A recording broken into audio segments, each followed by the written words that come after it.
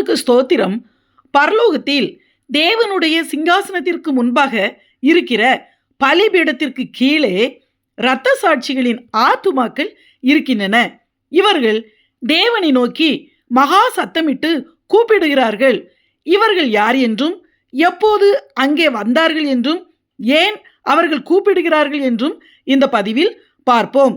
இயேசுவின் இரகசிய வருகை வரை பூமியில் கர்த்தருக்குள் மரிக்கிற எல்லா பரிசுத்தவான்களின் ஆத்துமாக்களும், அதாவது அவர்கள் இரத்த சாட்சிகளாய் மரித்தாலும் சரி அல்லது நார்மலாக மரித்தாலும் சரி, அவர்களுடைய ஆத்துமாக்கள் மூன்றாம் வானமாகிய பரதீசில் இளைப்பாரி கொண்டிருக்கும்.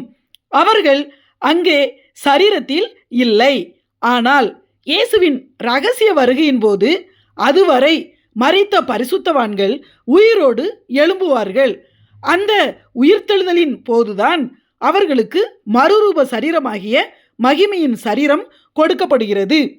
இரகசிய வருகையின் போது எல்லா பரிசுத்தவான்களும் அதுவரையில் இயேசுவுக்காக இரத்தம் சிந்தி மரித்த எல்லா இரத்த சாட்சிகளும் பரலோகத்திற்கு சென்று விடுவார்கள். அவர்கள் அங்கே மறுரூப சரீரத்தில் இருப்பார்கள். சரீரம் இல்லாத ஆத்துமாக்களாக அவர்கள் பரலோகத்தில் இருப்பதில்லை. ஆனால் பரலோகத்தில் தேவனுடைய சிங்காசனத்திற்கு முன்னால் இருக்கிற பலிபீடத்திற்கு கீழே ஒரு திரளான இரத்த சாட்சிகளின் ஆத்துமாக்கள் இருக்கின்றன. அவர்கள் மறுரூப சரீரத்தில் இல்லை. ஆத்துமாக்கள் என்ற நிலையில் இருந்து தேவனை நோக்கி கூப்பிட்டு அவர்கள் விண்ணப்பம் பண்ணுகிறார்கள். அவர்கள் ஏன் கூப்பிட்டார்கள் என்றும், அவர்கள் ஏன் அங்கே அப்படி இருக்கிறார்கள் என்றும், அவர்களுக்கு மறுரூப சரீரம் கொடுக்கப்படுமா, எப்போது அங்கே வந்தார்கள் என்றும் பார்ப்போம். வெளிப்படுத்தின விசேஷம் 6ஆம் அதிகாரம் 9ஆம் வசனத்தில் அவர் 5ஆம் முத்திரையை உடைத்த போது தேவ வசனத்தின் நிமித்தமும் தாங்கள் கொடுத்த சாட்சியின் நிமித்தமும் கொல்லப்பட்டவர்களுடைய ஆத்துமாக்களை பலிபீடத்தின் கீழே கண்டேன் என்று சொல்லப்பட்டுள்ளது. இயேசுவின் இரகசிய வருகைக்கு பின்பு பூமியில் அந்தி கிறிஸ்துவின் 7 வருஷ உபத்திரவ காலத்தில் நடக்கிற சம்பவங்களை தேவன் யோவானுக்கு வெளிப்படுத்தும் போது யோவான் இந்த தரிசனத்தை பார்க்கிறார். பரலோகத்தில் ஆட்டுக்குட்டியானவராகிய இயேசுவின் கையில் ஒரு புஸ்தகம் இருக்கிறது. அந்த புஸ்தகம் 7 முத்திரைகளால் சீலிடப்பட்டு முத்திரிக்கப்பட்டிருக்கிறது. அந்த புஸ்தகத்தின் ஒவ்வொரு முத்திரையாக இயேசு உடைக்கும் போது கீழே பூமியில் அந்திகிறிஸ்துவின் உபத்திரவ காலத்தில் நடக்கும் சம்பவங்களை குறித்து யோவானுக்கு காண்பிக்கப்பட்டது. முதல் 4 முத்திரைகள் உடைக்கப்பட்ட போது என்னென்ன நடந்தன என்பதை குறித்து போன பதிவில் பார்த்தோம்.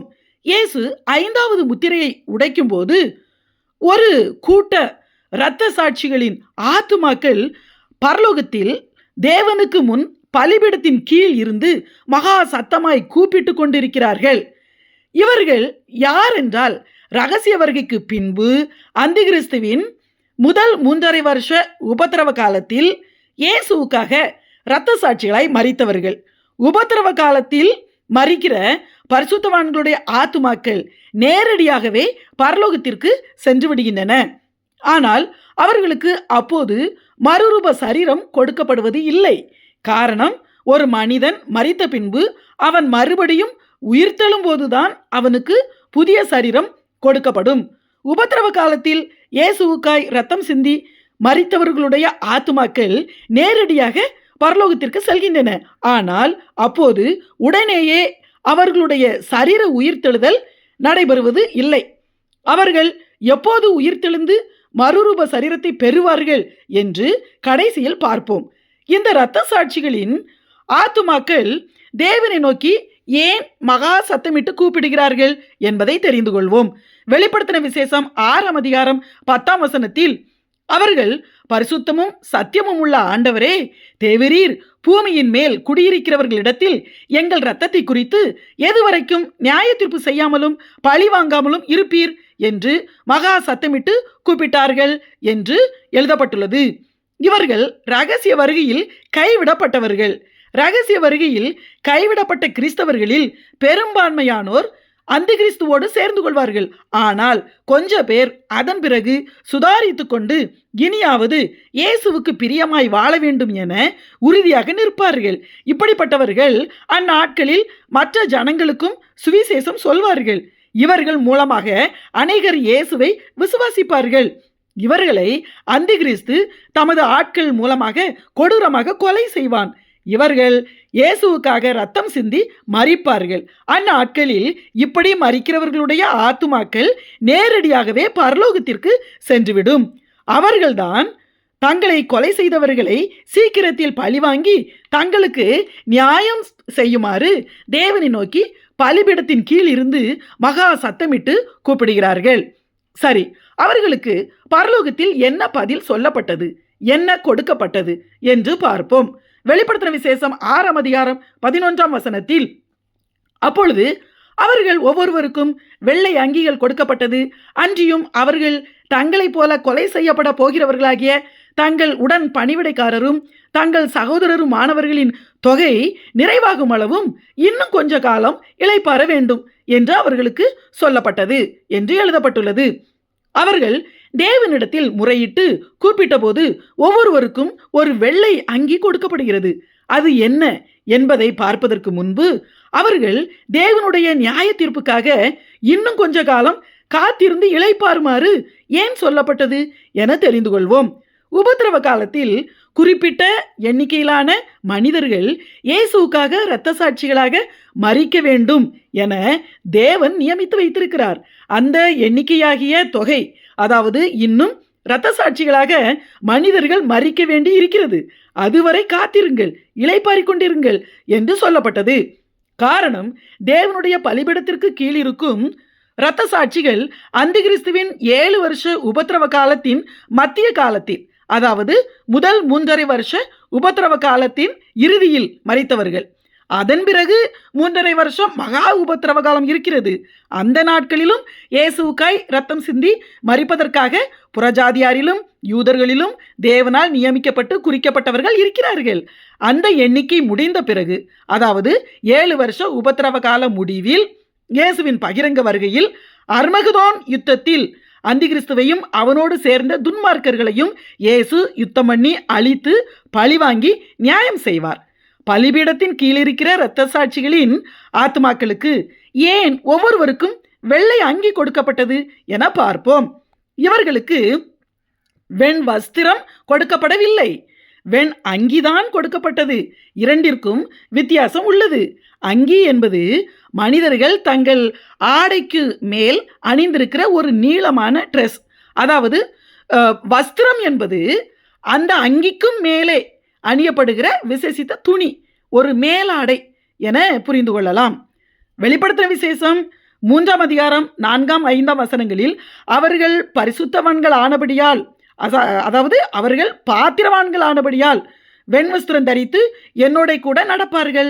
ஜெயம் கொள்கிறவன் எவனோ அவனுக்கு வெண் வஸ்திரம் தரிப்பிக்கப்படும் என்று இயேசு தமது சபையாகிய ரட்சிக்கப்பட்டவர்களுக்கு ரட்சிப்பின் வஸ்திரமாகிய வெண் வஸ்திரம் கொடுக்கப்படும் என்று சொல்கிறார். இந்த வெண் வஸ்திரம் இயேசுவின் சபையாகிய மணவாட்டிக்கு கொடுக்கப்படுகிறது. அதாவது கர்த்தருடைய மணவாட்டி சபை வெளிப்படுத்தின விசேஷம் 4ஆம் அதிகாரம் 1 வசனத்திலேயே பரலோகத்திற்கு எடுத்துக்கொள்ளப்படுகிறது. அதாவது ரகசிய வருகை முடிந்து விடுகிறது. அதன் பிறகு பூமியில் சபை இல்லை. கைவிடப்பட்ட கிறிஸ்தவர்கள் கிறிஸ்துவின் சபை என்ற கணக்கில் சேரமாட்டார்கள்.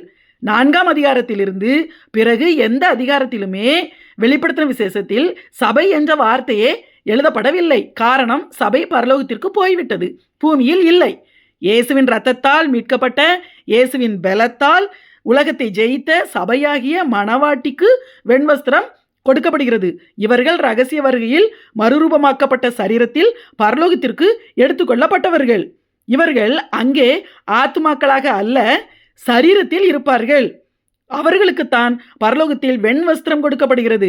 அந்த வெண் வஸ்திரம் இருந்தால் மட்டுமே, அதாவது கல்யாண வஸ்திரமாகிய ரட்சிப்பின் வஸ்திரம் அணிந்திருப்பவர்கள் மட்டுமே பரலோக விருந்தில் பங்கு பெற முடியும். பரலோகத்தில் தேவனுக்கு முன்பாக ஆசாரியர்களாக இருந்து அவரை சேவிக்கவும் முடியும். பழைய ஏற்பாட்டில் பிரதான ஆசாரியனும் மற்ற ஆசாரியர்களும் சாதாரணமாக அங்கிகளை அணிந்திருப்பார்கள். அது அவர்கள் ஆசாரியர்களாக இருப்பதற்கான தகுதியை அந்த அங்கி உணர்த்துகிறது. ஆனால் தேவ சமூகத்தில் அவர்கள் ஊழியம் செய்யும் போது கண்டிப்பாக அந்த அங்கியின் மேல் தேவனால் சொல்லப்பட்ட விசேஷித்த ஒரு வஸ்திரத்தை அணிந்திருக்க வேண்டும். அதைப்போல் வெள்ளை அங்கி என்பது ஆசாரியர் ஆனதற்கு, அதாவது பரலோகத்திற்கு போவதற்கு தகுதியை காண்பிக்கிறது. ஆனால் அந்த வெண் அங்கி மட்டும் அணிந்து கொண்டு தேவனுக்கு முன்பாக அவரை சேவிக்க முடியாது. அதற்கு அந்த வெண் அங்கிக்கும் மேலே ஒரு வெண் வஸ்திரத்தை அணிந்திருக்க வேண்டும். உபத்திரவ காலத்தில் மரித்த இரத்த சாட்சிகள் இயேசுவின் இரத்தத்தாலோ பலத்தாலோ அவருடைய கிருபையாலோ இயேசுவின் அதாவது அந்த பரலோகத்திற்கு அவர்கள் போகவில்லை. இயேசுவின் மீதுள்ள விசுவாசத்தால், தங்களுடைய வைராக்கியத்தால், தங்களுடைய இரத்தத்தை சிந்தி மரித்ததாலேயே பரலோகத்திற்கு போகிறார்கள். ஆனால் சபை அப்படி அல்ல. சபைக்காக இயேசு ரத்தம் சிந்தினார். சபை தனது சொந்த பலத்தினால் அல்ல, இயேசுவின் இரத்தத்தினாலேயே சபை பரலோகத்திற்கு போகிறது. இரண்டிற்கும் வித்தியாசம் இருக்கிறது. மேலும் உபத்திரவகால இரத்த சாட்சிகள் அங்கே ஆத்மாக்களாகத்தான் இருக்கிறார்கள். எனவே அவர்களுக்கு வெள்ளை அங்கி மட்டுமே கொடுக்கப்படுகிறது. அதாவது அவர்கள் பரலோகத்திற்கு வருவதற்கும் ஆசாரியர்களாய் மாறியதற்கும் தகுதிப்பட்டு விட்டார்கள். நீதி, பரிசுத்தம், விசுவாசம் இதற்கு அடையாளமாக வெண்மை, அவர்கள் தகுதியானதற்கு ஆதாரமாக அங்கி கொடுக்கப்படுகிறது. ஆனால் அவர்கள் ஆசாரிய சேவை செய்ய முடியாது. அதற்கு அந்த அங்கிக்கு மேலே ஒரு வஸ்திரம் வேண்டும். அந்த வஸ்திரம் பெறுவதற்கு அவர்கள் இன்னும் கொஞ்ச காலம் காத்திருக்க வேண்டும். அது அவர்களுக்கு எப்போது கிடைக்கும் என பார்ப்போம். வெளிப்படுத்தின விசேஷம் 20ஆம் அதிகாரம் 4ஆம் வசனத்தில் இயேசுவை பற்றிய சாட்சி நிமித்தமும் தேவனுடைய வசனத்தின் நிமித்தமும் சிறைச்சேதம் பண்ணப்பட்டவர்களுடைய ஆத்துமாக்களையும் கண்டேன். அவர்கள் உயிர்த்து கிறிஸ்துவுடனே கூட 1000 வருஷம் அரசாண்டார்கள் என்று எழுதப்பட்டுள்ளது. உபத்திரவ காலத்தில் இரத்த சாட்சிகளாய் மரிக்கிறவர்களை இயேசு பகிரங்க வருகையின் போது நடக்கிற அர்மகதோன் யுத்தத்திற்கு பிறகு உயிரோடு எழுப்புகிறார். அவர்கள் உயிர் தெழுகிறார்கள். அப்போது அவர்களுடைய ஆத்மாக்களுக்கு மறுரூப சரீரம் கொடுக்கப்படுகிறது. அப்போதுதான் அவர்களுடைய வெள்ளை அங்கிகளுக்கு மேலே வெண் வஸ்திரமும் தரிப்பிக்கப்படும். அவர்களும் தேவனுக்கு முன்பாக ஆசாரிய ஊழியம் செய்வார்கள், அதாவது ஆளுகை செய்வார்கள். எனவே நாம் இரகசிய வருகையில் எடுத்துக்கொள்ளப்பட ஆயத்தமாவோம். ஆமேன்.